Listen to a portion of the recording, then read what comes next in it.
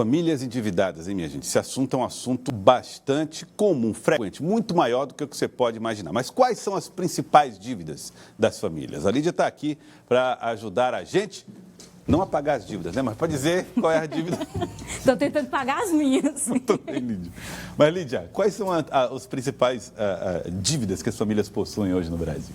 Olha, Joelson, pesquisa aí do Serasa mostra, né, que 66,8 milhões de pessoas estão nessa situação aí, estão na lista dos endividados. Com certeza, Joelson, você já recebeu aquele meme ali da pessoa sorteando qual será as contas que vai pagar no fim do mês. Infelizmente, para muitas famílias no Brasil, isso não é brincadeira, é uma realidade, né, que vem se agravando. Aí a pesquisa mostra que essa situação vem se agravando principalmente desde 2016, né? Vem aumentando aí esse recorde do número de famílias, né, endividadas no Brasil. E a gente tem aqui um cenário, né, que mostra aí as principais dívidas, né, do brasileiro. E claro, Joelson, em primeiro lugar, os cartões, né? As pessoas ainda têm uma dificuldade de saber como usar os cartões de crédito sem que ele se torne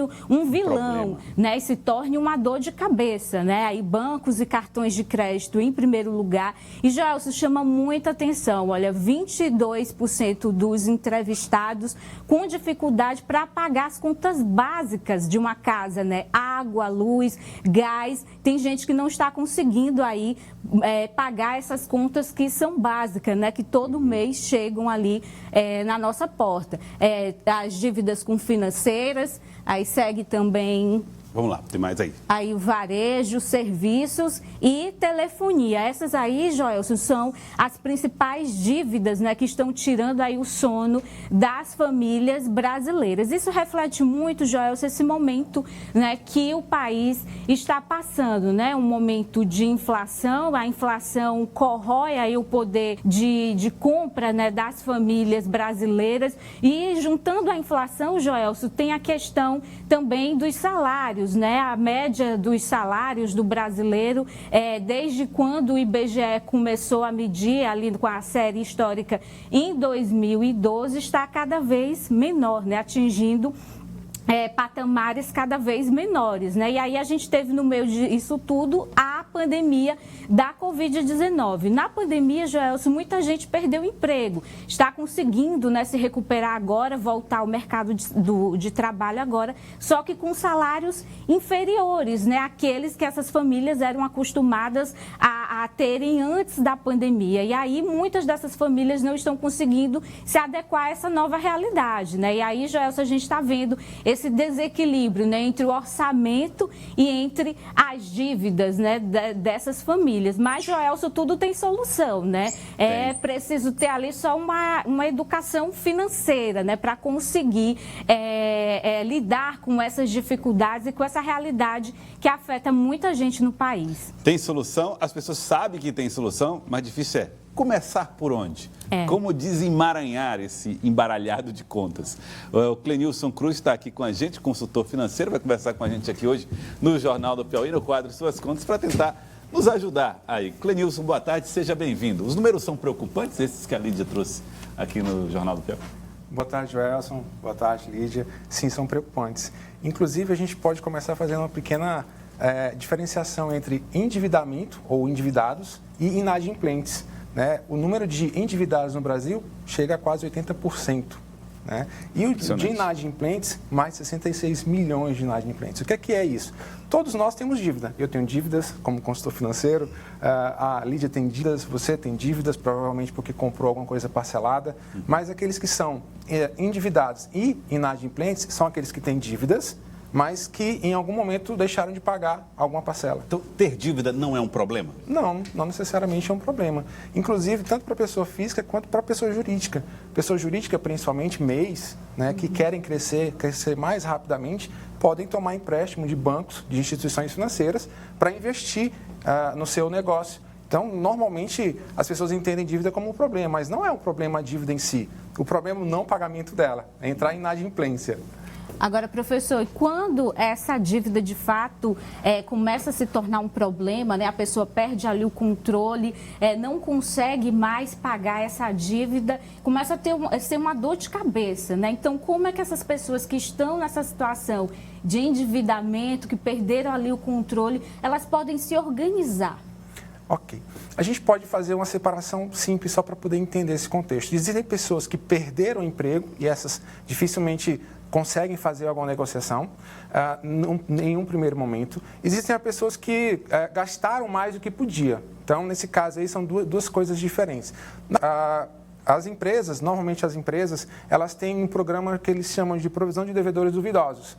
Elas fazem uma reserva para situações de inadimplência, como a gente está vivendo aqui. Bancos, empresas que trabalham com crediário, são empresas que têm essa provisão. Pessoas que perderam emprego, para que elas possam pagar as suas dívidas ao retornar ao mercado de trabalho ou ao desenvolver alguma atividade que seja baseado no empreendedorismo, e agora o empreendedorismo por necessidade, não necessariamente por oportunidade, porque precisa pagar as contas, elas podem fazer aquilo que a gente chama de mentalidade de escassez. O que seria isso? Construir um orçamento baseado numa limitação ou num teto que corresponda às suas necessidades básicas, para que ela possa, então, começar a fazer uma pequena poupança, uma pequena reserva para pagar essas dívidas em um montante só. Mas essa estratégia ela serve para qualquer salário? Ou para qualquer renda familiar? Sim. O que acontece normalmente com o nosso comportamento? As questões das dívidas, Joel e Lídia, normalmente são questões muito mais emocionais do que propriamente financeiras. Como assim? Se eu ganho R$1.000 e ao final do ano eu passo a ganhar R$2.000, você adequa o seu estilo de vida ao seu salário. Se você sai de 1.000 para 2.000, você consegue se adequar. Mas o caminho contrário é mais difícil. As pessoas não conseguem se adequar. Então, se o seu salário sobe para 2.000, você consegue adequar a sua vida a 1.500, porque você já vivia com 1.000. Então, o grande segredo é você fazer uma adequação baseada no seu salário e fazer com que você viva e aprenda a viver com essa escassez, né, limitada, vamos dizer assim. Você coloca um teto para você gastar e o restante você utiliza para pagamento das dívidas. É muito da dificuldade que famílias, né, as pessoas que perderam o emprego ali antes da pandemia, né, e agora estão ao mercado de trabalho, mas estão encontrando salários menores, né? Esse é um desafio de conseguir aí se adequar a essa nova realidade? Literalmente. As empresas estão pagando, obviamente que não podem pagar menos em função da estrutura legal que temos, que é o salário mínimo, mas em função de um conceito que a gente trabalha muito tempo, inclusive em sala de aula, que é o Exército Industrial de Reserva. O que seria isso? Se você não quer trabalhar, tem quem queira. Então, os empresários, não é por maldade, mas eles precisam, obviamente, obter lucros. E, para que ele possa obter lucro, ele paga aquilo que é legalmente estabelecido pelo governo. E as pessoas estão precisando trabalhar. Como elas não encontram esse lugar, esse espaço ao sol, vamos dizer assim, elas têm tentado outras formas, empreender por necessidade, literalmente. Fazer bicos, fazer atividades que possam obter renda, né? E, assim, viver para conseguir obter o rendimento necessário para pagar suas contas. Eu trouxe uma lista onde tinha gente devendo conta de luz, água, telefone, gente que está devendo a financeiras, gente que está devendo cartão. Você olha para tudo isso e você pensa, por onde eu começo a acertar as minhas contas? Em que lugar eu devo primeiro buscar uma negociação? Normalmente a gente indica para que as pessoas busquem negociar aquilo que é essencial, sem o qual você não pode viver. Água, luz, telefone, aquilo que é essencial à sua vida, você busca a renegociação logo, né? Porque são as despesas essenciais. E como as pessoas, só que tem um problema nisso, né? As pessoas normalmente, em função da escassez orçamentária que tem hoje, estão comprando muito alimentação no cartão de crédito. É por isso que o cartão de crédito está com dívida tão alta.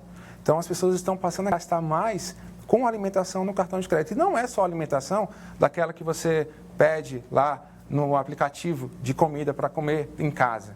A alimentação básica mesmo. A conta do mês. A conta do mês está sendo feita no cartão de crédito. Então, é por isso que os cartões de crédito sempre foram os primeiros colocados, né, em termos de dívida e agora muito mais. E, professor, e como usar o cartão de crédito para que ele não se transforme nesse vilão, né, não se torne nessa dor de cabeça? A gente pode usar até como parâmetro para entender isso a própria estrutura que a Caixa Econômica faz para poder conceder empréstimos para a casa própria. Qual percentual de renda a casa própria, a Caixa solicita como endividamento máximo? 30%. Então, o segredo também é seguir esses parâmetros. Se um banco... Ao invés de ficar com raiva da reprovação, né, eventual, entender Exatamente. que isso protege as contas. Exatamente, até porque a Serasa tem um lado positivo, né? Você está inserido em um cadastro negativo impede que você tenha crédito, que é o lado ruim da coisa, mas impede que você possa tomar mais crédito para se endividar. Então, tem um lado positivo também nessa história.